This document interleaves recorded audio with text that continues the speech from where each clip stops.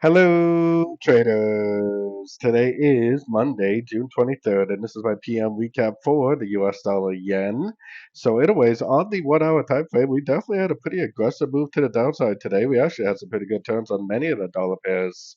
I mean, it's hard to say because we still don't even have a big structure on the 1 hour time frame. This could definitely end up making a higher low and continue in the higher time frame uptrend. If we could take it up to the daily, like my most recent videos have been saying, I think it would make more sense for this to just be a big ABC crescent and it just keeps going up, takes out the high wave A, and then reverses back down up there. But it could also still, like I was saying last week, be a pullback to these last three waves down.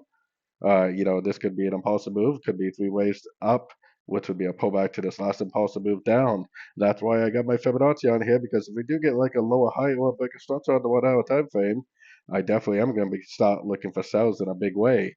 So I got my Fibonacci retracement on the 1 hour time frame. If we start to get a push up, I'm going to have to see if it's corrective, like it makes three waves up to a Fibonacci level and then pushes back down, or whether it's very impulsive. I think technically I would still be keeping an eye out for longs because it definitely could reverse back to the upside pretty easily.